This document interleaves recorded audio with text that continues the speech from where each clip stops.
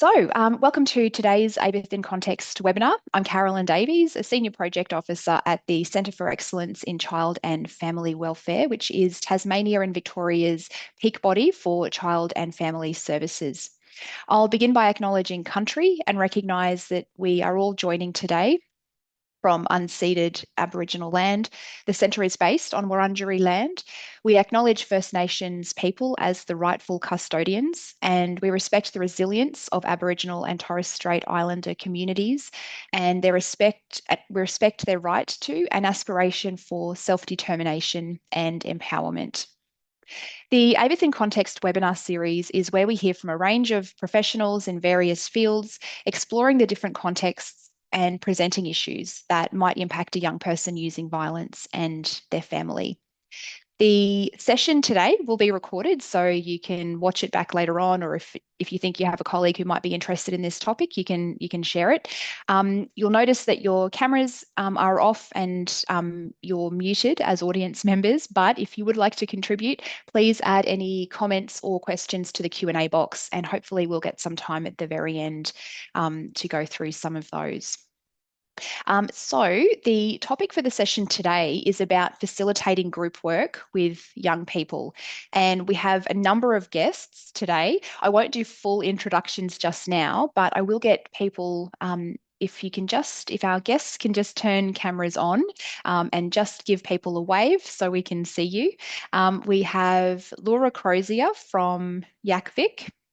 We have Laura Clements from ACF, so two Lauras, Jasmine Page from MDAS, Jess Gilmore from VACA, and Nikki Brown from Quantum. So as you can see, we do have a full house. I'd also like to acknowledge in the background that my colleague Emma Nugent is here as always, running a lot of tech support in the background. So if you do have any issues or tech support, please do let Emma know as well. Okay, now just to orient us a bit before we hear from our first speaker today, I just wanted to give a bit of background on why we're even covering this topic. So the reason that group work is important is that many of the AVITH programs throughout Victoria have either currently deliver a group work component to their program, or they may have tried running a group work session in the past, or it's something that they might be, steadily trying to build toward and have a look at creating something in the future. So, group work, I'm sure you're aware of what that is, but it's a form of intervention or one component of a program which places individuals in a group. Usually those individuals have something in common, either a similar experience or set of circumstances, and the group is usually led by a trained facilitator who provides content or steers the discussion in some way. Now, what I had wanted to do was there we go, lost my button, just share this screen just so that we're all oriented. There we go.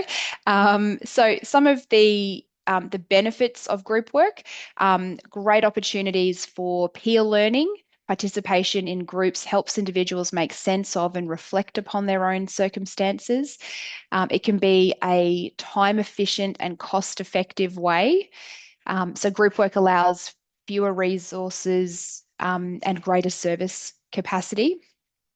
Some of the things to think about, though, some of the challenges are that it takes effort to plan an event that will be appealing, particularly when we're thinking about young people and these programs not being mandatory, they're voluntary. Thinking about what will get people in the door. There may be complex group dynamics that we're having to think about managing and facilitating.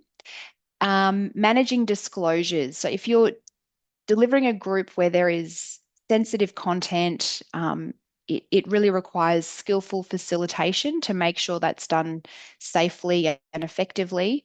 And the final thing is that it might not be right for everyone. So that's going to depend entirely on the objective of your program. But there may be some cases where it's not relevant or effective to deliver group work to the cohort. So what we're going to do today is we're going to hear from, first off, Laura Crozier from YACVIC. Now, Laura, if you can just pop your, if you can share your screen for us. Thank you. Laura is the Affirmative Consent Project Officer at YACVIC, which is Youth Affairs Council of Victoria. And her role is working to build the capacity of young people to engage in respectful relationships and understand affirmative consent. Now, importantly, I guess I should mention that this is obviously not about adolescent violence in the home. But the reason that we've included this content and this perspective is just to show a diversity in different program responses. And it's obviously involving talking to young people on potentially awkward or uncomfortable content that will throw up many benefits, but also potentially some challenges. So we thought it would be great to hear from this program today. So Laura, are you good to tell us a bit about this program? Yes, absolutely. I'd also just like to take a moment to acknowledge the country that I'm joining from today. I'm joining from Wadawurrung country in Ocean Grove, which is it's a beautiful day here today, which we love to see. So yes, I also wanted to acknowledge that that the work that I do is quite different, and I work in a bit of a different space. And so whilst a lot of those present today will work in working with perpetrators of violence, and I tend to work with in a preventative space. So I did want to acknowledge that I'm aware there's a difference here, but I do think there's also a lot of overlap and a lot that we can learn from each other and take from each other in this area of work as well. So a bit of background on the YERNA project to begin with. YERNA is a affirmative consent workshop, and it came about as a result of the affirmative consent reforms that came into play in Victoria on July 30th last year. And it's all about adopting a new way to deal with unwanted sexual activity, including sexual violence in Victoria. So it aims to place greater focus on the actions of the person using sexual violence to have sought consent rather than what the victim did or did not say or do.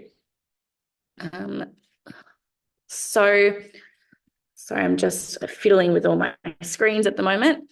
The goal of the project was really to build the capacity of young people to understand this new affirmative consent legislative model. We wanted young people to feel empowered and educated when it comes to navigating consent in their everyday lives, but also be aware of what the law is, what the changes to legislation are, and of course, any misconceptions around consent and sexual violence, as we know there are quite a few. So the project was developed as a peer-led model. So we have 5 young people who are the peer educators of the YERNA project. So Will, Jess, Presley, Miller and Remedy are the legends behind this project. So they helped to co-design everything that was created as a part of the YERNA project. So not only did they co-design the workshop that we now deliver to young people, but they have been instrumental in the development of resources, including videos that feature local young people from the Mallee as well. They've been involved in focus groups. They've been involved in different trainings to become as educated as they possibly can to be leaders in this space. So we really wanted to utilise youth consultation, co-design, and youth-led delivery to deliver a meaningful, impactful and influential workshop when we are working with young people, and have it delivered by specifically trained peer educators.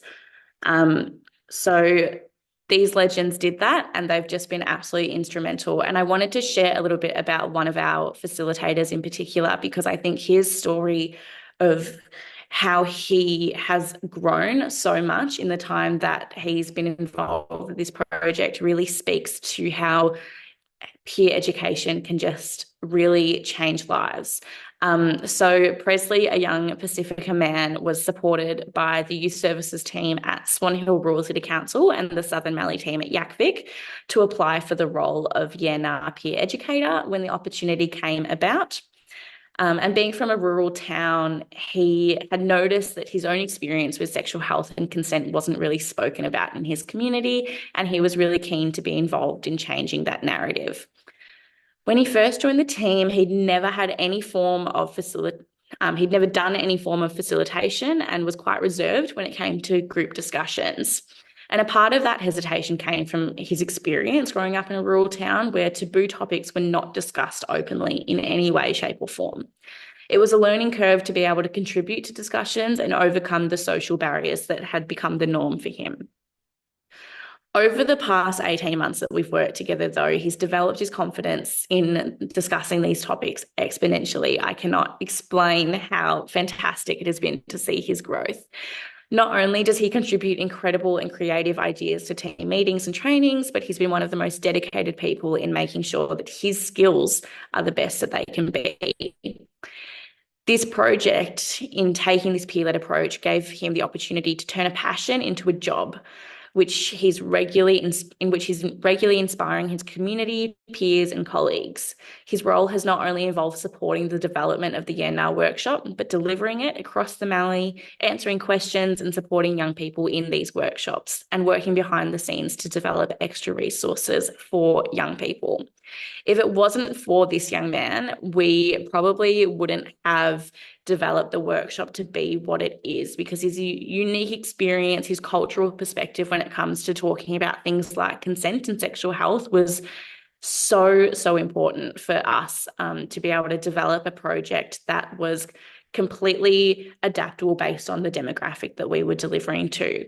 One of the really important things that we wanted to make sure we were addressing was that consent education and discussions around sexual violence are not a one-size-fits-all approach, and we needed to make sure that whatever we are delivering, it is accessible for all young people.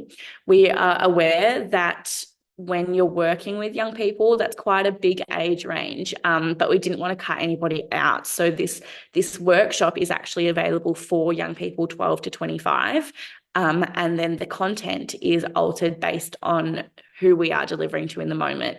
If we're delivering to, that younger demographic, we might not be talking necessarily about sexual consent. We might not be talking about intimate relationships, but we will be talking a lot about how we use consent in our everyday lives and what it means to ask for consent and why that's important. We want to talk about respect, and we want to talk about the ethical relationships that we have with people. When we are engaging with that older group, we might bring in then kind of intimate relationships, consent in a sexual context, and really looking at different power dynamics and how we can identify power dynamics in our everyday lives, and then again when we are having those intimate relationships.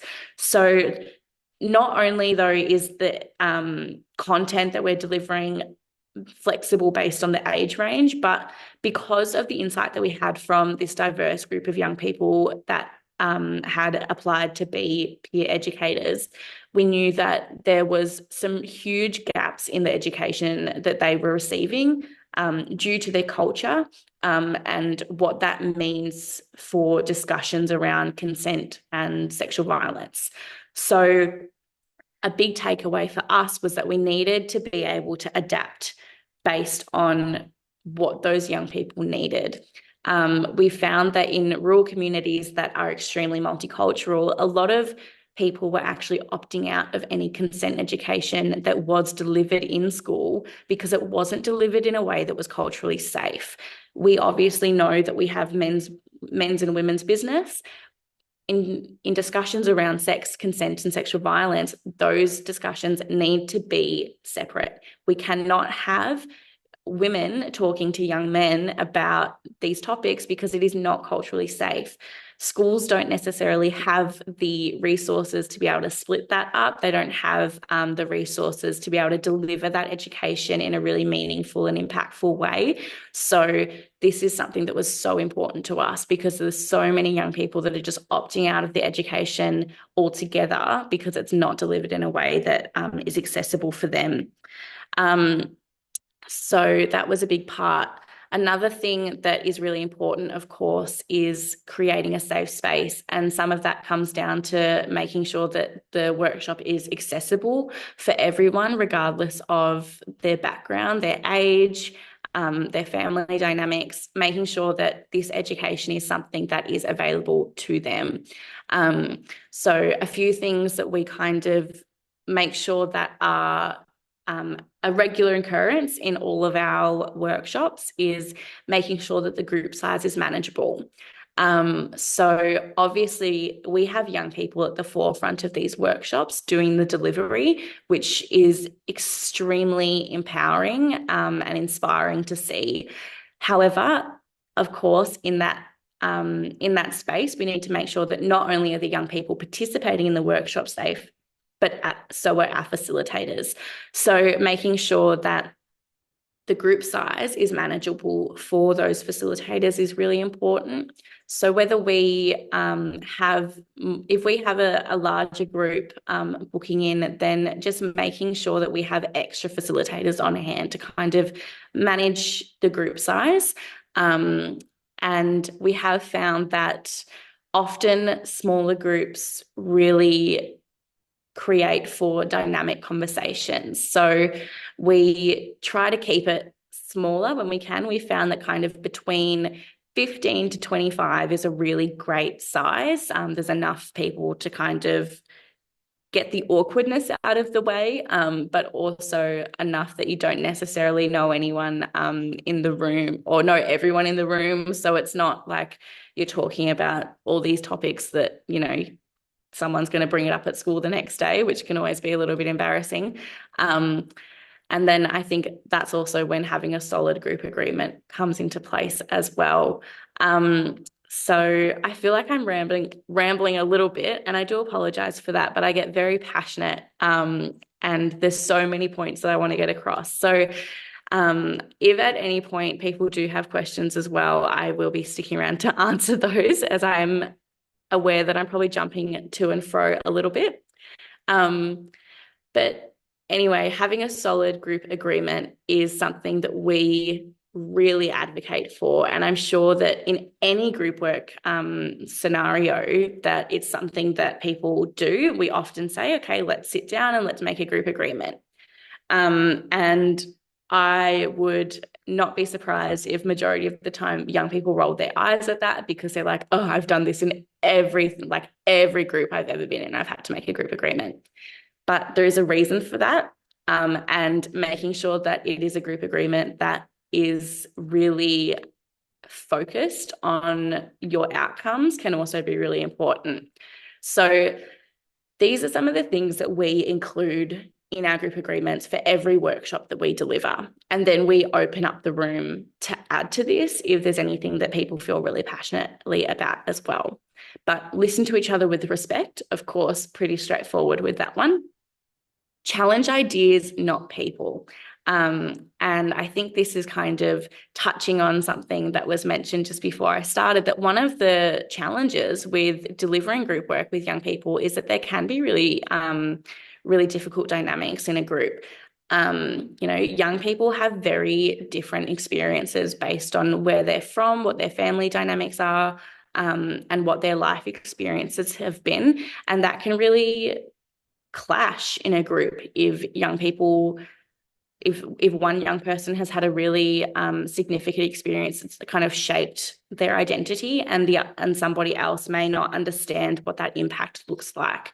So it's really important that we include this particular topic in our group agreements, because we understand that sometimes young people might get frustrated. I know I've done it before because I didn't know how to communicate my frustration without being angry at the individual. But but I think it's really important that we acknowledge it. So it's actually so okay to have differences of opinion, and that those life experiences are probably going to make for some differences of opinion.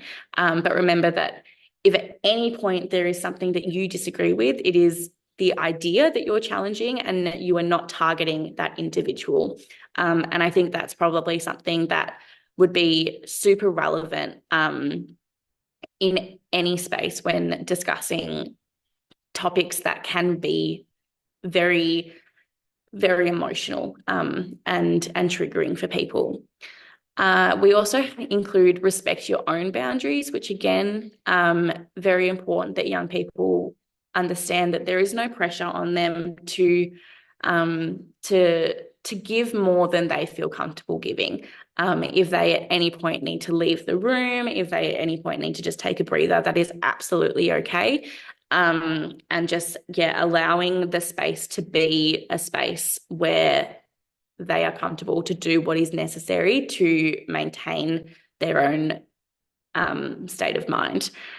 De-identify stories, very important, especially in rural communities. I grew up in a small regional town myself, so I know that if you know one person, then they definitely have heard of you. It's really important that any stories that young people choose to share, they not only de-identify themselves in the story when necessary, but also just making sure that any stories involving other people are a very surface level, so not describing an individual, not using names, and just making sure that it's not identifiable in any way, shape, or form. Big issue being in a small town and everybody knows everybody. So it's important to keep that safe in every way that we can. And the last one, permission to be inarticulate. Now, I think this is also a really important one for young people. And especially, again, when we are having these emotional conversations, sometimes we get really worked up and struggle to articulate what we want to say. I know that that's been one of my personal biggest struggles in my life. And my mum and I always used to laugh about it because, we laugh about it now. I used to cry about it back then. But it was one of the things that I just couldn't do. I couldn't talk about something I was passionate about without crying. It was a big learning curve for me to learn how to have a serious conversation with someone that maybe didn't agree with me, or that I couldn't get my words out, and then get frustrated because I knew what I wanted to say, but I just couldn't get the words out.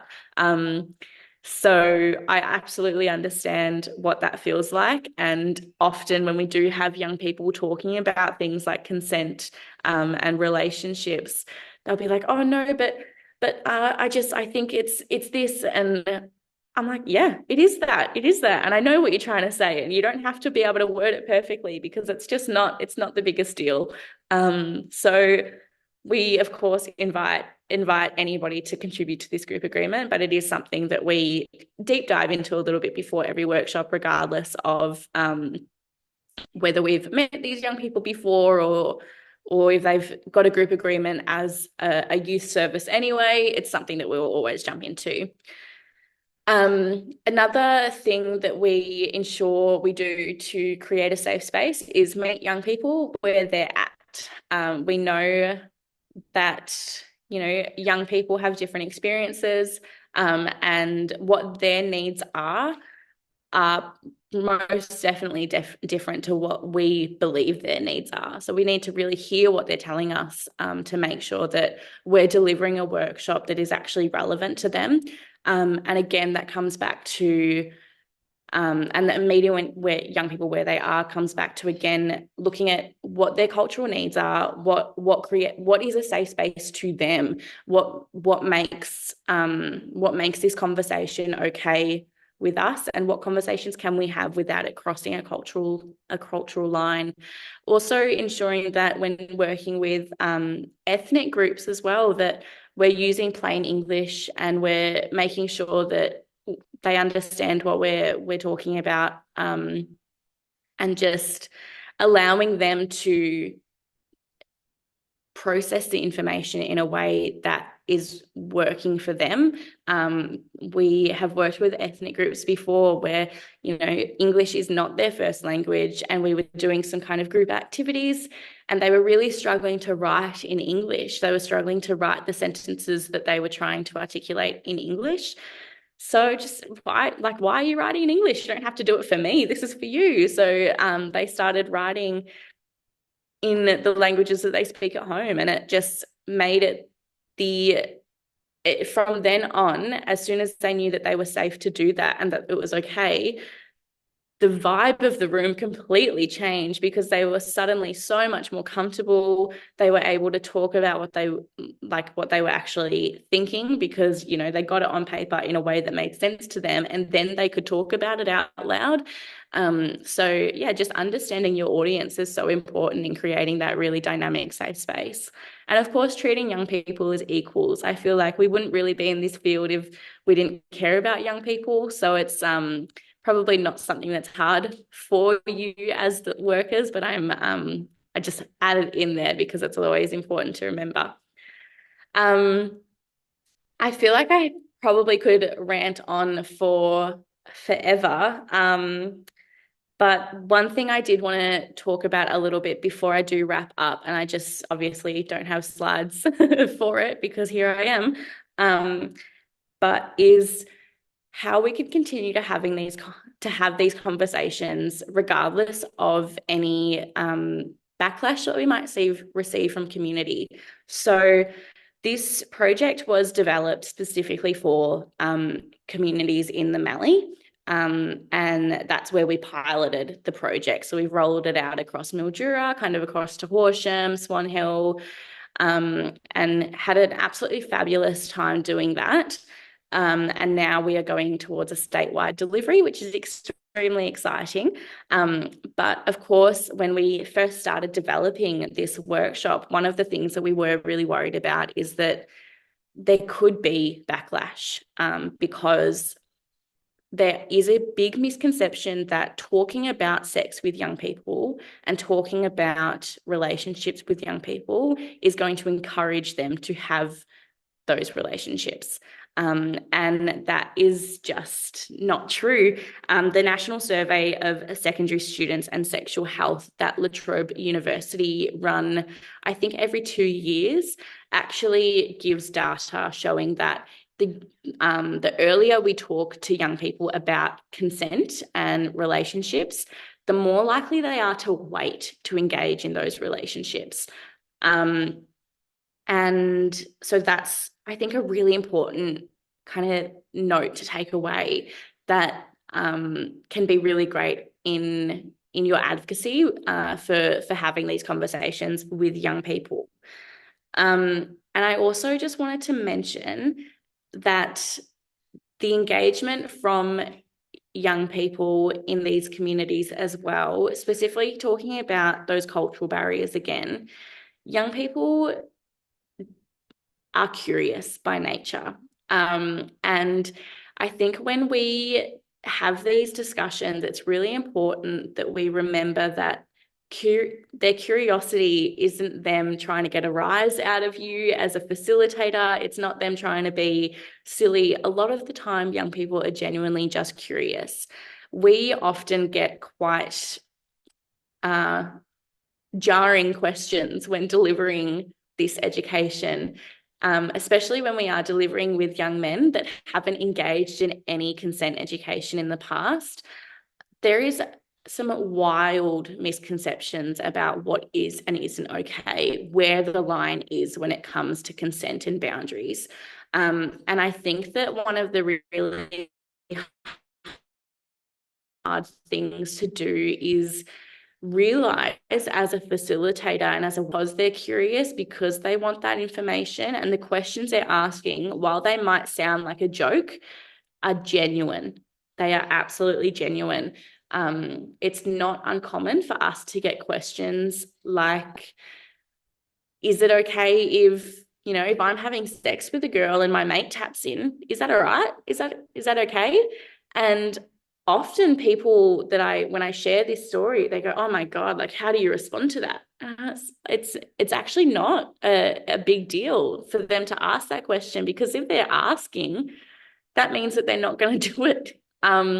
And so we just respond in a really dynamic way. Like, actually, that isn't consensual. That would actually be rape. But let's talk about it. Let's talk about how it could be a consensual experience. Again, meeting them where they're at. If they haven't had any of these conversations before, if it's not okay for them to talk about this at home with their parents because that's not what's within their culture, they're not getting the education at school, then it's actually okay for them to just be curious and to be unsure and to ask.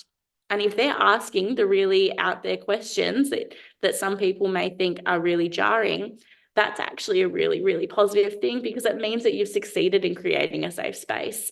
So don't turn those questions down, is my biggest tip. Invite them to be absolutely free to be young people. Encourage them to use their own language, whether that means there's a little bit of swearing here and there, whether it means that sometimes things get a little bit vulgar and you just rein it in a little bit.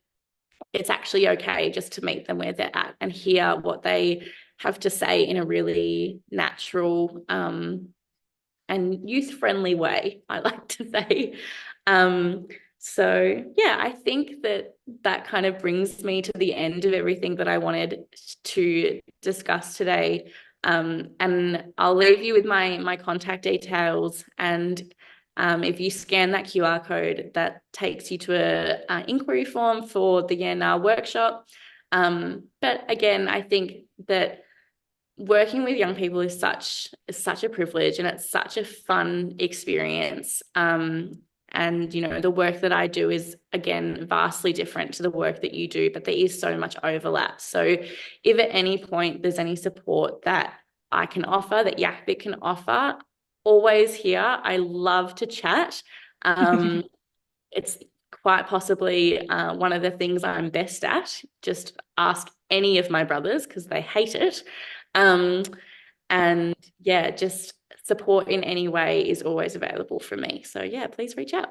Thank you so much, Laura. It's been really great to hear of a program that has been thought about and planned and delivered by young people for young people. I think that's got to be a massive strength of the program, particularly when we're thinking about such like this particular subject matter. I think if a bunch of fully fledged grown-ups tried to come up with great ways to get certain messaging across, it's bound to fall flat because there's so much nuance to these types of conversations.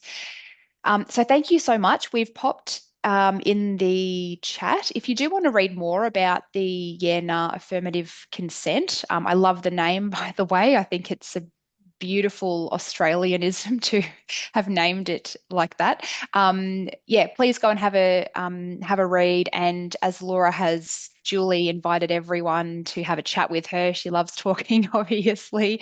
Then yeah, please get in touch, and I'm sure she'll be able to answer any questions. Before we do go and have a bit more of a chat with the rest of our guests, and of course, I would invite Laura Crozier to stick around because I think it'd be great to have you as part of this discussion. I also just wanted to share another quick slide. Okay, the continuum of care. I just wanted us to have a quick look at this because I think this is a point of difference between the Yeah Nah program and some of the other programs that we're going to be hearing about today.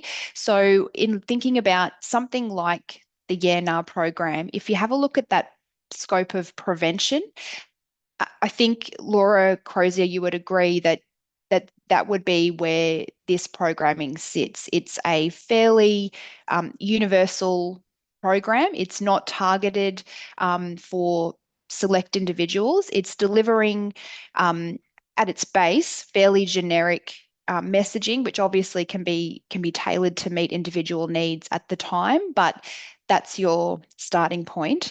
Whereas some of the other programs we're going to be hearing about in just a moment are actually part of, I suppose you'd say, part of treatment. So it's part of um, it's a program component of specialist service delivery, and it's for young people who have either been identified as using violence at home or I suppose are in that really later end of prevention scope. So I guess you'd say they're sort of indicated like they're at risk, and there may be some particular indicators that have been referred onto the service. So I just thought I would mention that because that is something that I guess you would need to consider in thinking about designing a group work program, and it will determine a lot about the setup of the group. Okay, if I can get the rest of our guests to pop cameras on. People slowly coming back. Thank you. Okay, so what I'll just do quick intros. We've got a lot of people, but I'm hoping that we can have a bit of a discussion. And as I've mentioned to our guests, happy for people to chime in if something pops up that you'd love to kind of, tack on to the end of someone else's comment. Um, so we have Jessica Gilmore. Jess is the Senior Family Violence Youth Worker at VACA in the Western region and has been delivering the AVITH program in the West for 2.5 years now. Jess is a qualified youth worker with over 10 years of experience working in community service roles within the family violence, case management, AOD, and male prison system. We have Jasmine Page, who is the Senior Adolescent Family Violence Caseworker at Mildura District Aboriginal Service, or MDAS, in regional Victoria, and has been delivering the program since the beginning of 2023. Jasmine holds a Bachelor of Human Services and a Master's degree in social work and has a passion for working with young people.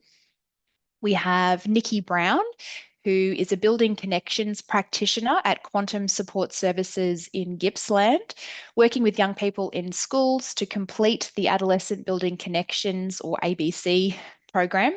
Nikki holds a Bachelor in Community Welfare and Counselling, a Bachelor in Psychology, and a Master's of Counselling. I'm just in awe at the collective qualifications and experience of this group.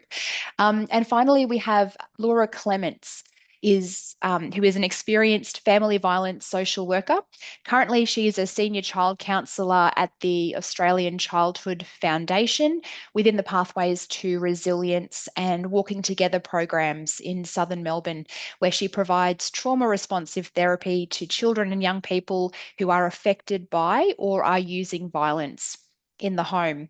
So that was quite a mouthful, but I think we've got, as I said, some pretty good experience in the room for this conversation about group work. For my first kind of line of inquiry, I'll put to Laura Clements. When we're thinking about specifically the topic of young person violence in the home, what are some of the benefits of delivering a group work program? Why would we do that rather than just doing one-on-one casework style of program? Yep, yep. So the group that I co-facilitate, Finding the Path Forward, we run at a school in an area where there's a really high prevalence of adolescent violence, and I suppose we see the benefits on multiple levels in terms of the ecosystem around the young person perhaps using violence. So the benefits for the young person themselves and young people that attend the group are that it's a really destigmatizing environment where we can kind of respond in a trauma-informed way and help these young people acknowledge that there's, reasons behind their behaviour, which reduces a lot of the shame that they might be feeling that may actually be contributing to their behaviour. It reduces, social isolation and creates opportunities for the young people to create networks with each other. It's a fun and kind of non-threatening soft launch is what I sometimes refer to it as, into therapeutic work, which is really helpful for this particular group who may be quite reluctant to engage with therapeutic support. And, it really is quite focused on skill building, and helps to create some emotional safety and stability for the young people. And I guess then on the other levels of the ecosystem, we provide a couple of parenting groups for the sessions for the parents of the young people in the groups that we run. So it means that we're, creating some change there in the family system. And we've also seen a lot of benefits as well in the actual school we're working with teachers, wellbeing teams being really involved in the program, making referrals to the program, and being able to kind of see the child and the young person for, the whole young person that they are, or the strengths that they have, rather than some of the externalizing behaviours that they may be presenting with. And then, of course, there's the community benefits too. Yeah, so really, like you've gone really into the whole systems theory there of the potential change that can happen. Yeah, shame and stigma, I think you mentioned right at the top there, which is is a huge thing to address in working with AVITH. Just while I have you, I guess one of the things I just wanted to address kind of upfront in this conversation is that it is sort of recognized that when you put a bunch of people together, there could potentially be risk of collusion or potentially reinforcing stereotypes or preconceived beliefs. How do you ensure that your conversations are steered in a certain way? Yep. Well, we have a number of strategies that we use to maintain safety in the space. I guess the first point of call, though, is we have a very strict and thorough intake process, and we're quite selective in the young people that we do allow into the group. We tend to use our group as more of an early intervention type resource for the community, rather than working with cases where there's, quite high risk behaviours or presentations. So we work really closely with the school to ensure we're getting safe referrals. And then I guess, once we've selected kind of an appropriate group dynamic of hopefully a balance between maybe some young people who have that more overt externalizing presentation with their behaviours, with maybe a few who have more of an internalizing presentation. We try and get a good mix. Once we're in the group, we have a lot of different strategies, like containment strategies that we use. We have like a lockbox that the young people can kind of send some of their thoughts or distressing feelings that might pop up in the group or throughout the week into that lockbox as a good kind of containment metaphor. Sorry, is that like a cardboard poster on the wall that they put post-it notes on, or yeah, so physically a box? a locker. We take like a Okay. school locker in, they decorate it, it has a lock on it, and we give them the key for that locker. They take it home each week to have some kind of ownership over it. And it's an exercise of, it's somewhere for them to send those kind of distressing things, and it allows us as facilitators to kind of redirect and say, hey, let's pop that in the locker for now. We can pick that up later, one-to-one or something. Okay. And that works really well. But yeah, we have a lot of other strategies. I think having a really clear agenda and routine to the group also helps, and using our micro skills to contain discussions where they need to be as well, and redirect where necessary is really important. Okay. So importantly, though, this is not a group where you have just kind of random people joining. There's obviously a vetting process that you've thought about, and what you mentioned there was that they're not individual young people who have really high risk currently. So I think that's an interesting point to pick up on. Nikki, what about for the group work programs that you run? Is group work right for everyone, or there are times when you wouldn't recommend a young person being part of the ABC group work program? Yeah, so we have a very similar system. So we get referrals because we work in the school. So we get referrals through the wellbeing team and teachers and things like that for young people that they've flagged that would suit our groups. So we do the same sort of thing. We have an intake process to kind of see if the program's a right fit for the young people that we work with. And then from there, we kind of look at like if there's any risk or if the young person's ready for the program as well. We have obviously our program is voluntary as well. So, if the young person decides that they don't want to be a part of the group, that's okay as well. We've had young people, start in the group and then feel like it's not for them. So then they can leave, after the first session or, wherever they feel comfortable. So yeah, so it's based on, how the young person's feeling coming into the group.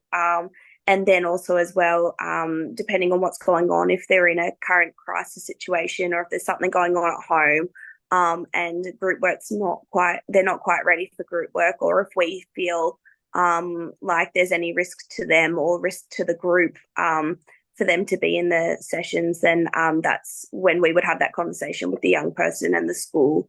And talk about maybe, one-on-one sessions first, and then we look at the group work down the track. Yep. Okay. Great.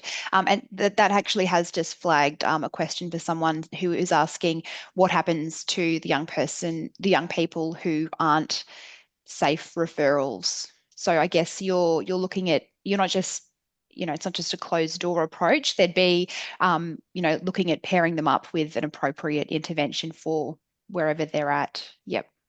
Okay. Yeah, the family buildings connection as well. So we work with the young and the family as well. So if they're not suitable for group work for us, we can work with the family and the young person as a one-on-one. Jasmine, I wanted to, you're there with us? Just wanting to know a bit about the group work program that you're running at MDAS, because I guess I'm curious, how do we make group work programs appeal to young people? They are voluntary programs. So what's the approach that you've got at MDAS there? What kind of things do you run? So we do it after school hours and we offer Mhm. transport as well. So we collect the kids from school. So that's a big help as well with parents and family members if they're not able to actually transport them there. Mhm. We definitely put on food. We find that food's a very big thing. If they're going to Mhm. get fed, they're definitely going to come. Mhm. Okay. uh, we're planning on adding some of our group work onto our youth hub. Our youth hub runs like different hours as well. They run until I think it's 6 o'clock at night and they run Mhm. programs there as well. So we're hoping to join in on them as well so we can get, more kids coming and stuff like that. Mm. But with that one, because we've done a lot of camps in the past as well, they found that a very big incentive. Like if the kids are coming every week, they can still attend the camp. But we found like if they weren't coming frequently, we had to have that discussion with them. If they're not going to continue coming to each week to our program, they're not going to be able to attend these camps that we have running. Mhm. So a bit of incentive for them to remain engaged in order to do the fun camp activity. Is that what you're Yeah. saying? Yeah. Okay. Great. So flexible timing, support with transport, that can be a big thing, particularly in areas that may not have, really thorough public transport infrastructure, and food. That was the other key thing that you had mentioned there. Um, now, Yes, food's a very big thing. yeah. Jess, I wanted to talk a bit about, or kind of get you to repeat really some of the things that I know you and I have spoken about before. Getting the group dynamics is really important. We've heard from a couple of others before saying that there is a process of thinking and vetting about who might be right for the group. Thinking about your own experience with the group at VACA there, do participants need to already know each other for the group to function well? Or what have you found in terms of that sort of social dynamics? Our experience is that when we did groups and we started them, that the young people didn't know each other, but it was a small group, so they were able to build those relationships and get to know each other quite quickly. So that was definitely an incentive for them to come, because they were really excited to see each other each week, and they knew that they were going to see like the new friends that they had made. So we had young people throughout the western suburbs and Aboriginal and Torres Strait Islander people, so sometimes they didn't have that commonality with people at school. So they didn't have to know each other for it to function well, but once we got them together and built those relationships, it was a positive. But sometimes we also had to manage that, because they were so excited to see each other once a week, and that they would sometimes get caught up with catching up with each other instead of maybe wanting to dive into the content. So we did have to make a few changes that we felt worked to be able to keep them engaged with the content we're providing during that hour and a half after school as well. But it was a really good flow and effect as well, like with VACA events and camps, because they knew each other from our groups. So they were really excited to go to other events through VACA because they knew each other and had those relationships. Yeah, it sounds like a really positive unintended consequence of the group is that they were enjoying it so much and getting some really good social aspects and connection out of the group. But maybe made that more challenging for you to get the messaging across that you had wanted. Maybe just thinking about that then, how do you set the tone for the group initially? Like how do you, and I'll put this to Jess then, how do you get the group on track and in the right frame of mind before you were to do a group activity? So the way we would do it is the first session when we all come together, we'll kind of set out some expectations, group law, and we would let the young people lead that on what they expect from the facilitators, but from each other. And that's something that we would have up on the wall or on the table throughout. So we would be able to kind of go back to those expectations if we felt like maybe they were pushing boundaries. But I think it's really good to start the session with, after school food. We would give them time to be able to catch up for 15 to 10 minutes to have something to eat, to be able to speak with each other. And then we really wanted the start of it to always be routine, and let them know at the start that you are going to have time at the end to still spend time, hanging out with each other. So they didn't feel like they had to not concentrate on the content or the program that we were doing for that day. So often it would be food. We would sit down in a yarning circle, do an acknowledgement. We had conversation cards that they would pick up, and it would initiate them asking a question, and they would answer the question about themselves. So kind of breaking the ice and getting to know each other.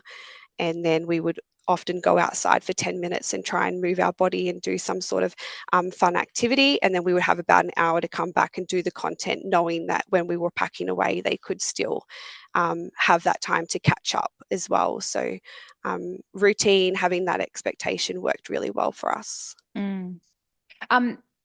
Just a quick thought bubble on food. I think because it's come up a couple of times already. I think it is important to address, because I know some people say we shouldn't just be feeding young people, or we shouldn't make everything, all our catch ups about food. But I think it is important to recall that I myself remember from being a teenager that the energy needs of teenagers are different to that of adults. Like just physiologically, you're hungry a lot of the time. I think it is worth mentioning, we don't necessarily need pizza nights all the time. We can try and incorporate some other healthy options, but food is a great way, has been for millennia for people to bond. So I think as a social activity, it is an important thing to consider. And I guess just some of those things you mentioned there, that was what Laura Crozier was mentioning in your presentation about group agreements and kind of setting down some of the rules and expectations and allowing young people to contribute their own ideas about that as well. Okay, so we've thought a little bit about what you might need to build something. It's not just like build it and they will come. You've got to think about what's going to be appealing to young people. We've thought about setting the tone and thinking about the types of individuals that are joining and if that dynamic will work. What about the facilitators themselves? So I might put this first to Nikki. Are there any particular personal qualities or attributes that young people might be looking for in a facilitator?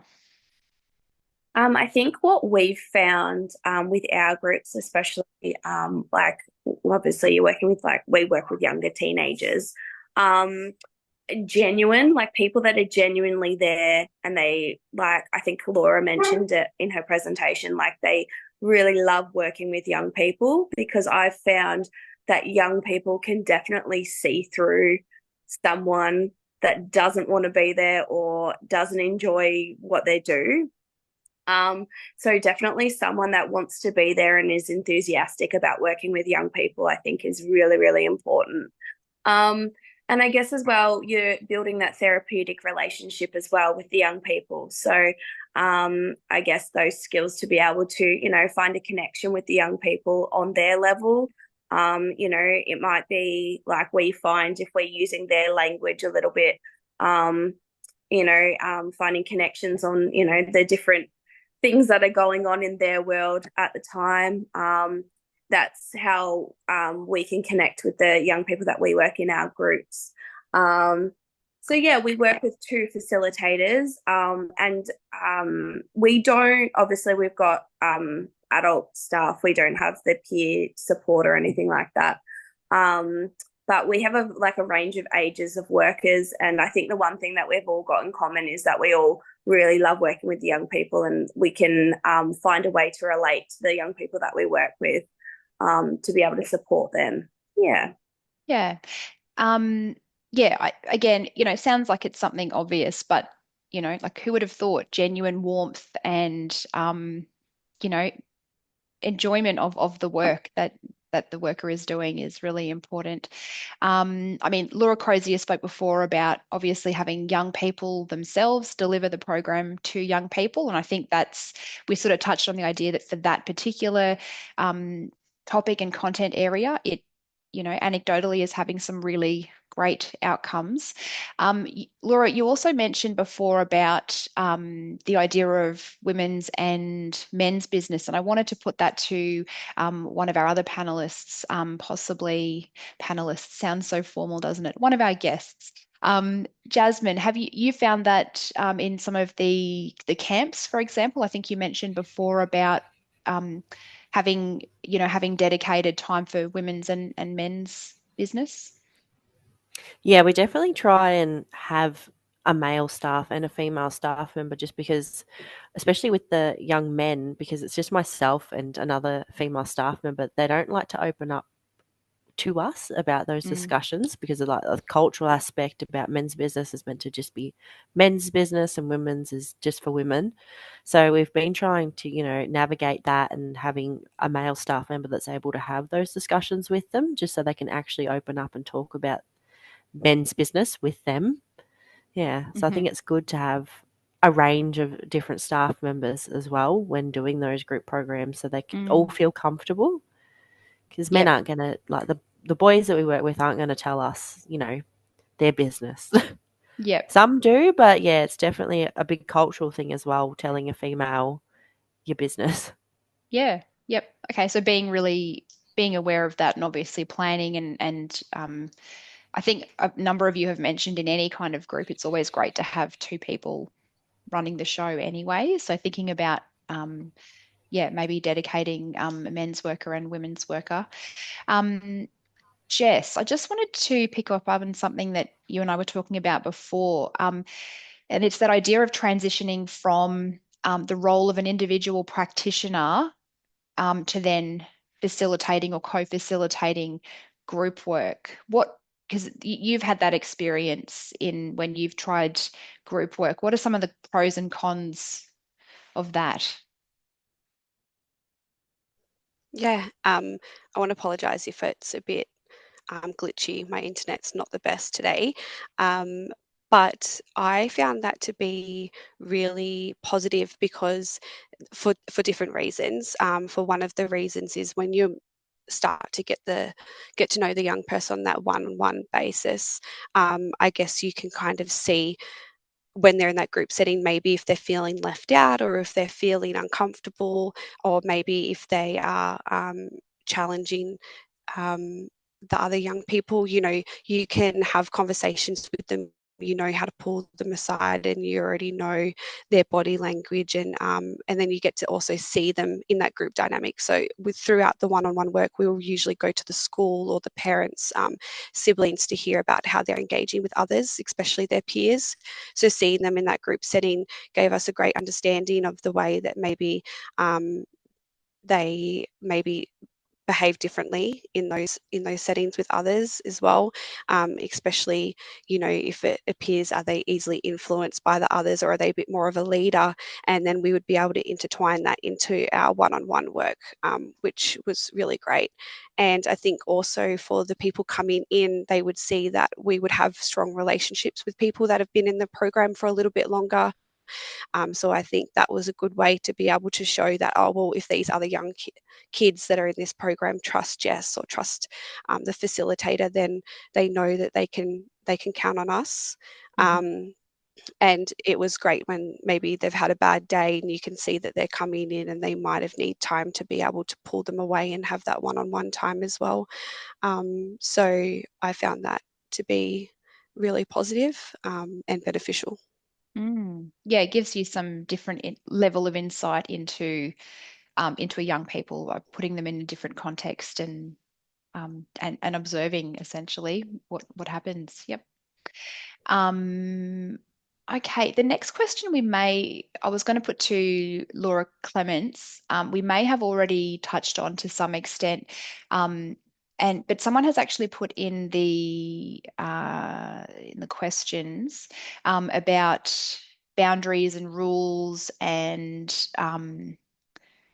conversations or disclosures that can go go into a certain level of detail that may be distressing to other participants. So so that was the audience member's question. My own question was going to be about group work content that is sensitive.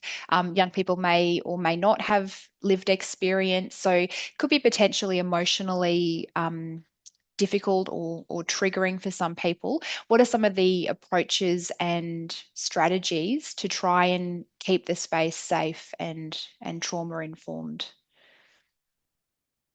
Yeah, so I think as we've talked about quite a bit today as well, and the other Laura talked about the importance of the group agreement, and I think having it really clearly stated in the group agreement what topics are kind of unsafe for people to talk about, and I guess the process of how they're spoken about as well. So we have in week 1 we have a discussion about that.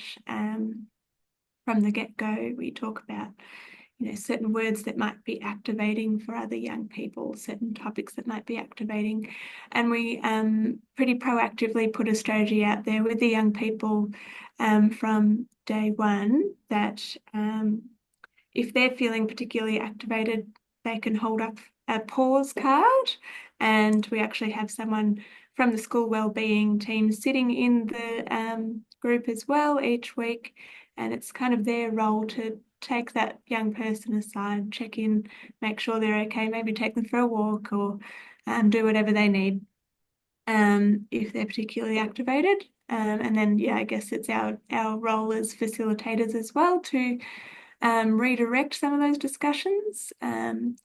it's been less of an issue than, I thought it might be in the group. I think all the young people have been really respectful of each other's limits and boundaries. And I think we've found that through the group process, that's become more and more consolidated, especially after, I think we do an 8-week group, and in about week 5, we do a session on boundaries, and do some boundary related work and activities with them. So we can see by the end of the group process that the young people are really understanding what their own limits are and other people's limits in the group, and hopefully in their lives as well. So it translates all the way across. But I think having that someone familiar, in our case, the wellbeing team sitting in the group is fantastic, because it does mean that between sessions there can be follow-up as well with the young person. If we're just like a little bit unsure if someone was sitting with something in the group, we can check in with wellbeing and say, hey, can you check in on this young person this week? And they can feed that back to us before our next group. So that works really well. So preparation is obviously really important here. So maybe having someone even additional to facilitators on standby. I guess for facilitators to think about, I guess it's almost safety planning for the group, isn't it? Like if someone suddenly was to leave the room in a hurry, thinking about, okay, if that happens, I'll remain here with the group. Other facilitator can go and check and make sure things are okay. And I guess it probably takes a level of experience, doesn't it, to anticipate what some of those potential topics or triggers might be, which can sort of, doing a lot of thinking and planning and talking with other people who have experience would be helpful. Ultimately, though, it'll just probably comes with experience. But interesting to hear you say that it's probably been less of an issue actually than maybe what you had anticipated it would be. Yep. Yeah, and I think that does come down to the preparation. You're right, Carolyn, in that we have very clear safety plans with each of the young people prior to group beginning. We meet with the young people individually, and if there's, externalizing behaviours that are coming up at school, for instance, we'll have a discussion and collaborate with the young person, and usually their parents too, and the teachers around what's the safety plan if some of those feelings start to bubble up and present in group, and what do we do? So that's really important to be clear from the start, I think. Yeah. Laura Crozier, I wondered if maybe I could just throw this question to you. So with the content that the YNR program is delivering, have you had to think about or use some of these sort of safe group strategies before for, if something has been triggering or, is really activating for a participant? Yeah, it was something that we had to put a lot of thought into kind of prior to starting delivery of the workshop.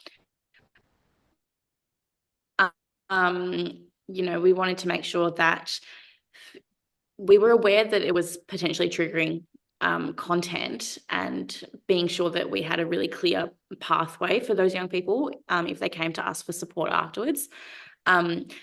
Funnily enough, we found the first 2 workshops after we launched, we got disclosures at both of those workshops, and then found that maybe we hadn't thought about it in a broad enough sense, and wanted to put some more work into how we could ensure that those young people were safe post-workshop. So we kind of went and changed a few things to ensure that safety. And then, of course, since then, we've had no disclosures. So that's just the name of the game. But it's also very important that we did kind of put in that extra work. But something that we thought about a lot, and because of the nature of our workshop as well, because we're like a one-off workshop, not an ongoing facilitation with a particular group of young people, that again was the safety issue, is that where are young people going to get support post that workshop? Especially if it was in a community that we don't necessarily work out of regularly. So, supplying resources for where help is in that community, but also knowing that there's contacts at YACVIC as an organisation for support in accessing those services. Yeah, that's a really important point to pick up on, actually. Thinking back to that continuum of care that I mentioned, it probably would be the case that you've got, um, potentially just a one-off kind of session for those really the much more broader universal prevention programs, whereas some of the other programs we're talking about here are ones that, you know, the facilitator might also be the young person's caseworker that is, or key worker who's visiting the family home and knows the whole family really well. So I think there's different levels of insight there and follow-up capacity. You certainly don't want a situation where you're just dropping a bombshell and walking away. So it sounds like that's obviously been thought about, and strategies and follow-up and debrief options available there. Absolutely. Yeah. And also just because of our peer-led model, also protecting those young people that are delivering the workshop as well, because they're not counsellors, they're not caseworkers, they are just peer educators. So that's probably a big difference between the program that we're delivering and the programs that are being delivered elsewhere, in this particular case, just because we can't offer that ongoing support in that manner, and it's really about making sure that there is an avenue in which they can safely access support afterwards. Yeah, and looking after your facilitators as well, definitely. Yep. Okay, just finally, my question was about, and we probably touched on this already, but just wanted to pick up on any other loose threads about strategies or the micro skills required by facilitators in groups. So thinking about questions like, how do you ensure that everyone in the room is heard if they want to be? Do you deliberately call on people to try and get participation, or do you leave it up to them to opt in to the conversation? And how do you stop one individual kind of dominating the discussion if they're particularly confident about speaking up? So, Nikki, do you have any experience or suggestions around some of these, managing group dynamics kind of situation? Yeah, so in terms of, I've kind of touched on it a little bit already. We do like our goals and our group rules. So like our group agreement at the start, in our first session. So obviously we're talking to the young people about, active listening and respecting each other's opinions and all that at the start. So that kind of, we go back to those group agreement through all the sessions. So if we need to refer back to them, we can. Once we build those relationships with the young people, we do call on them as well. Once we kind of get to know them, but we also, will explain to them that if they don't want to talk about something in particular, then they don't have to answer. They can say, oh, I don't really want to talk today. That's okay as well. We do things like redirecting and linking ideas as well. So, if the young person, talks about something. So, for example, we're talking about emotions and how they handle their emotions, and then we can link it to the activities and to the content that we're delivering for that week as well.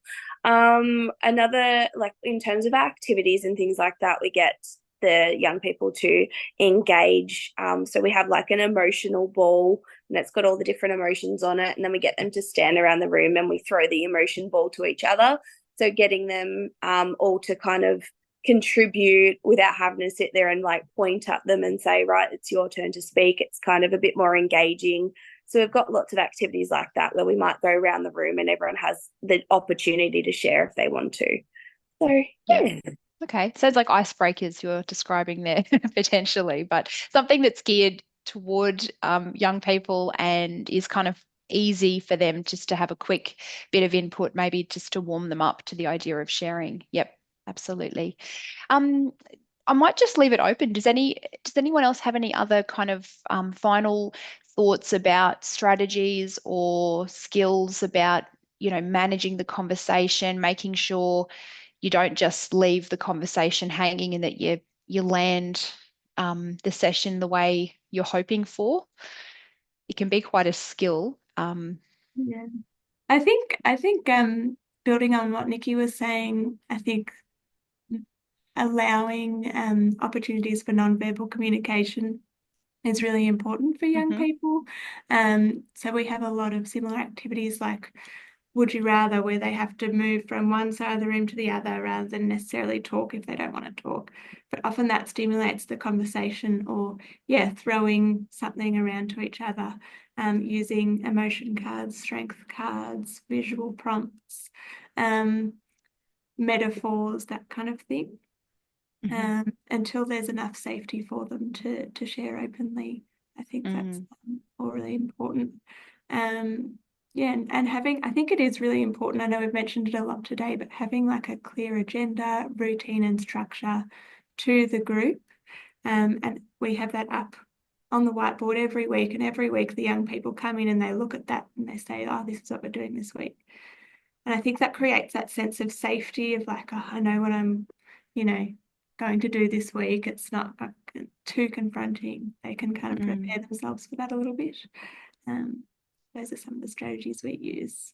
So I think it's a lot about managing expectations, isn't it? Everyone knows where they stand. They know what to expect. They know what's in and what's out. And yeah, I guess I would echo what other people have said before, is that it's kind of sometimes surprisingly okay and easy. Like young people are good with the idea of expectations and rules that they've agreed and had buy-in at the beginning. They just need to know, what's okay, what's not okay, and they're usually pretty good to play ball. I mentioned ball. A couple of you have actually mentioned physically throwing a ball around the room. It sounds like there's a lot of kind of creativity and a lot of thinking about, like nonverbal, physical activities. I know, Jess, you have mentioned before the idea of getting people to physically run around, get a bit of energy out before they come back to the group and do some of the more, hard-hitting content and thinking for the group. Okay, well, look, I mean, as I mentioned before, I think, there's probably a lot more to group work than what we can sort of possibly cover in a webinar. And a lot of it comes with experience and just kind of getting in there and giving it a go. Obviously, spending a lot of time beforehand to prepare, try as much as possible to anticipate where some of the challenges or things might go awry. But if there's anyone listening in today, and you are thinking about getting a group work up and running, please don't hesitate to reach out. We can try to put you in touch with any of the practitioners here today, for example, who do have some of that experience, and have kind of just learned through a bit of educated trial and error, really.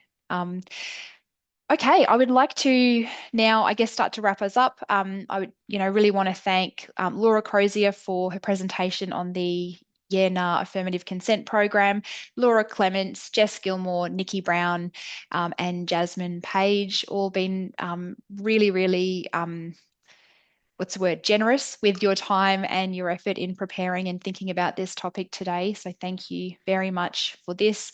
Our next online discussion is going to be on the topic of supporting families with school attendance. It is not universally the case that young people using violence in the home have poor school attendance. Sometimes this is not an issue at all. But if it is, we're going to be listening to a couple of guest speakers who are talking about some ways of conceptualizing the issue, and also some of the practical skills around having conversations with young people and families about what specifically some of the school stresses might be. So please do register. We'll record that one again. We've got a whole YouTube channel going on for all of these discussions. It's been great having our audience join in today. Please do, if you can, spend like literally 2 minutes just filling out our evaluation form. It just helps us from our end in knowing what we can do in future to bring you content. So from us at the Centre and our guests, thank you for tuning in today, and we'll catch you at the next webinar. Thanks, everyone.